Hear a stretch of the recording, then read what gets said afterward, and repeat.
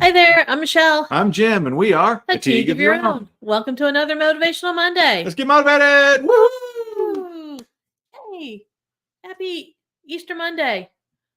And happy April Fool's Day. Is Easter Monday a thing? Easter Monday is a thing. Is it? Okay. Yeah. And it's April Fool's Day. Welcome to April. I can't believe it's already April. It's April. It's April. And this is not an April Fool's. We're here. No, we are here. We're not going to play a joke on you. And it was a wild weekend. Yeah. Wild is a good word for it, and that's as much as we'll say about that. A lot of driving. A lot of driving. And beautiful weather this weekend. Mm-hmm. Not now, but there was beautiful weather this weekend. Yeah, well, where we were, it was really nice. Even up here, it wasn't that bad. It wasn't bad, but yeah.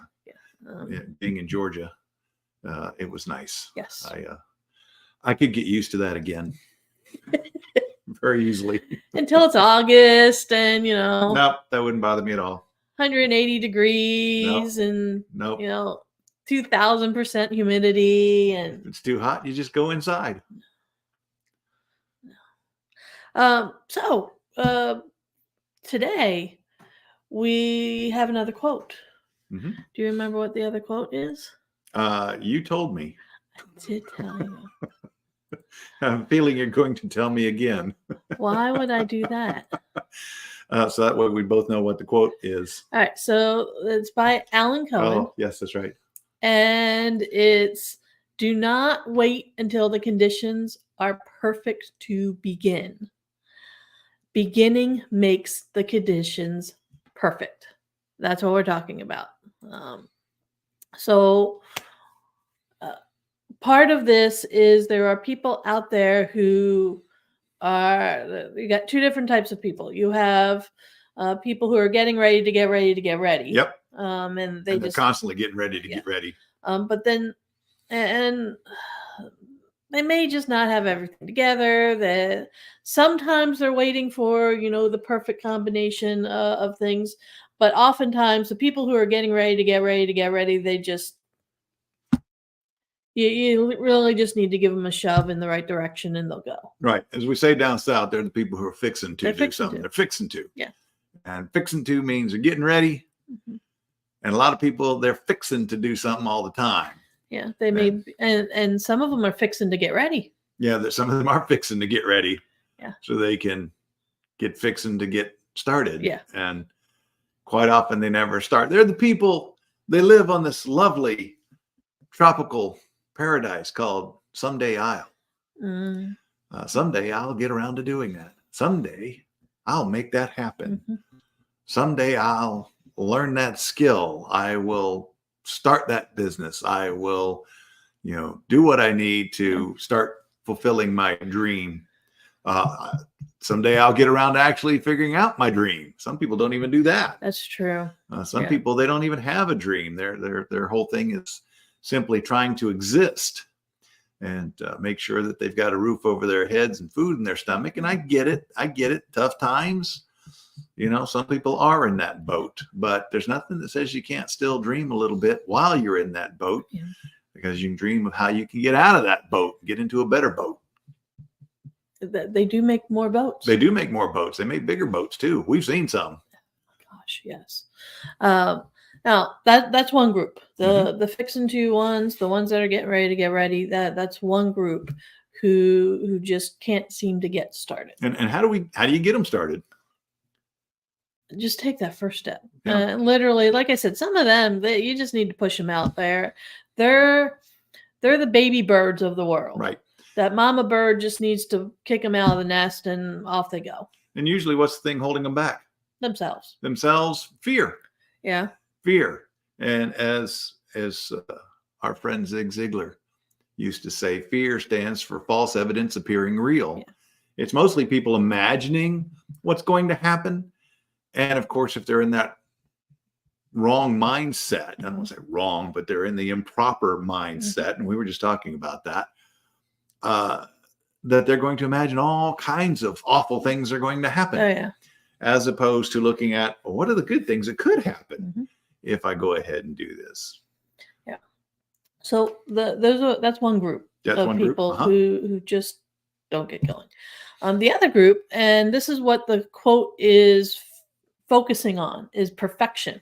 The other group of people are just like, oh, well, this detail here has to be just right, or the timing needs to be just right, or the location needs to be perfect. Everything has to be exactly perfect for them to get started. When is that ever going to happen? Oh, let me see. That would be never. Never, never, ever, ever, ever, never.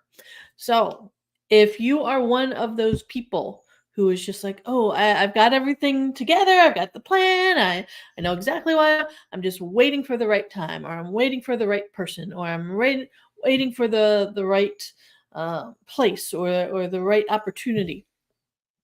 Never gonna happen. So what do those people need to do? They need to figure out that perfection is impossible to achieve, that you just need to have things in a, for lack of a better term, it needs to be good enough, Mm-hmm. and then get started. Yes.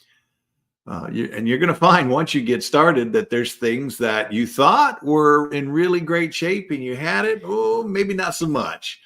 There's going to be other things that you thought, maybe I don't have this where it needs to be. And you're going to find out that's just fine. And you're actually going to be able to make it better as you go along. But the key to the whole thing is you just have to get started. Yes. Doesn't matter what it is. It's one of the things that we're talking about right now with Toastmasters. We're in contest season. Yeah. And my first year doing the contests, I was gung ho. I'm pretty good at being able to fake my way through it. Everybody thinking, all right, yeah, then this guy's a burner. He's going to go. Inside, I was thinking, man, am I biting off more than I can chew here doing this? Because with that first time through, especially, I had no real expectations of what was going to happen. I wrote a speech. Quite frankly, I didn't know what I was doing. And actually, the very, very, very first very first version of that speech was terrible. Actually, the very, very, very first one was something that was just, it was similar to a speech that I will see other first timers make, where they're trying to do some sort of a training, or it's something that they would give a presentation to a group for development, whatever, and that's not what they're looking for. They're looking for a speech with a story and a message that's well crafted, flows, makes sense, and it's powerful. And the first version was none of that. Yeah, my first speech was like, when I gave it at the club, the elders of the club said, that's not even close to what you need to be doing. And so that first one, that kind of shook my confidence a little bit. It's like, uh-oh, what am I doing here? And then they explained more what they're looking for in these speech contests. And so I came back with something with a story, and there was a positive message to it. But it still was incredibly rough. It was not good. But over time, I jumped in and kept working, and it got better. And I managed to win at the club level. I think I won. Yeah, I did win area. I do remember I won area with that speech. And I was also doing tall tale speech at the same time. Thank goodness I got bumped out at area. So your tall tale speech is awful. Again, I didn't know what I was doing. Won at area, came in second at division, which was pretty good because I lost to one of the local titans of Toastmasters. And so there was no shame in that at all. And then took third at district my first time through. And again, not knowing what I was doing. It was a leap of faith. I just jumped in and said, let me do this, and I'm going to do the best that I know how at this point, and we'll see what happens. And much to my surprise, I walked away with a trophy at the district level. And that gave me a lot of confidence after that. And that's what happens. You know, you jump in, you start, and yeah, there's going to be some setbacks. I had them. Believe me, I wrote speeches at their beginning. I didn't know what I was doing. They were not good, but they got better. I had the help. I had the support. They got better. And like I said, I didn't know what I was doing, but I figured it out fairly quickly.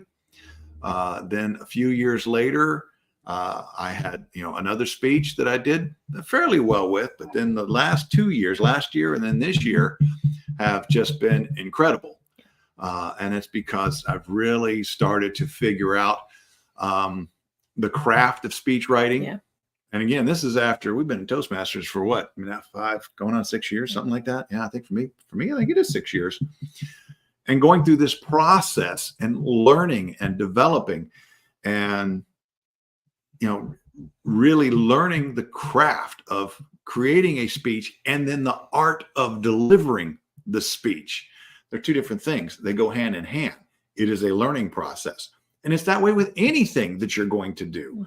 When you first start, you're not going to be good. If you are good, it's a miracle. Or you've got such an amazing amount of natural talent that... Or you have the right team around you. You got the right team around you. But odds are, whatever you do initially, you're not going to be good.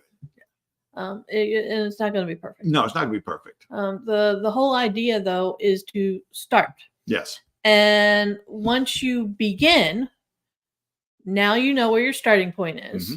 And you also know what it is that you're aiming for, because a lot of people are aiming for perfection. Even though they're not going to get it, they're still aiming for perfection. Right. Okay, and they're moving in that direction. Well, you have to have a beginning to know where your end is. Right. And so until you begin, you're just like the people who are fixing to get ready and fixing to go. Okay. You're no better than them. So even though they don't have a plan at all, you still haven't started. Right. And you do, which is worse. And keep in mind, if you are one of those people who claims you're a perfectionist, you need to stop. Seriously, because nobody's perfect. No situation is ever perfect. You can get it close. And there's nothing wrong with striving for perfection. Understand, though, it is an almost impossible thing to reach. It will hold you back. You don't need to be perfect. No, but you do need to make progress. You do need to make progress, and you do need to reach a point where you are excellent. So striving for excellence, that's a much better way to look at things than saying perfection. That's one of the things when I was teaching college, I would tell my students, 2 things that you should never ever say in a job interview is, number 1, I'm a perfectionist, because they're going to